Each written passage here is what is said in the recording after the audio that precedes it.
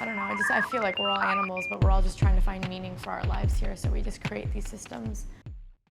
So how does the philosophy then relate to the music? For my music, Yeah. because when I learn new things regarding philosophy, and in that I mean that I learn new things about who we are, why we're here, just how we experience life, it changes who I am, and it impacts me, and it grows me in a different way, and then by that it influences my music, because my music is just a reflection of everything that's within me, and so yeah, just kind of plays a part indirectly. And can you name an example of, for example, someone you read and then a song you made, kind of a song that was influenced by it? Well, I think a lot of my music is influenced by more cynical philosophers like Schopenhauer and Nietzsche and Kierkegaard.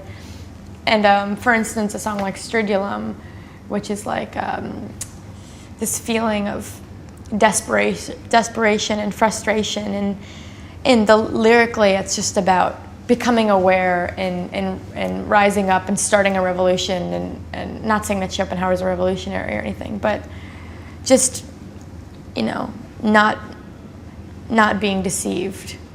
And I think that the more cynical philosophers helped me realize that we're often deceived by the structures that our society builds for us. Can you maybe name such a structure? I mean, I don't know, it's just obvious things like culture and morality and ethics and the system, the social norms and everything that's expected of you. And they're all just constructed to keep us in an order, but really none of it matters. We're all animals.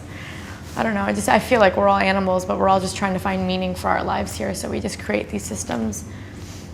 And if you would, for example, read a kind of positive philosopher, would you then incorporate it into your music, or are you, as a person, more attracted to that kind of cynical thinking like you just described?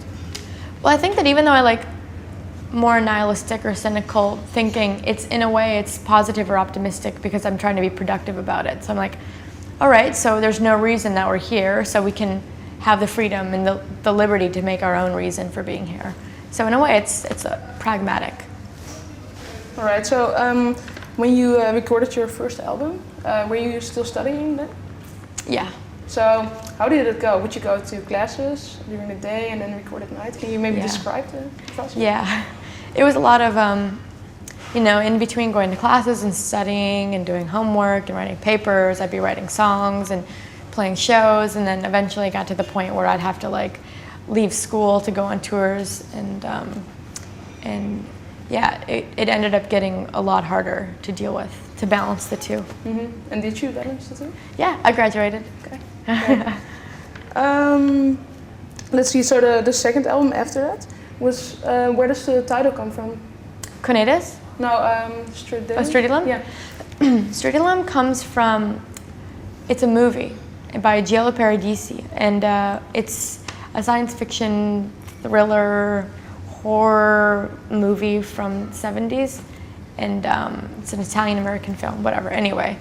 But it kind of failed, and the people working on the movie lost hope in it, but it's the most beautiful movie I've ever seen. It's so visually stunning, and really when you pay attention and you realize what the plot is exactly, because it's kind of confusing.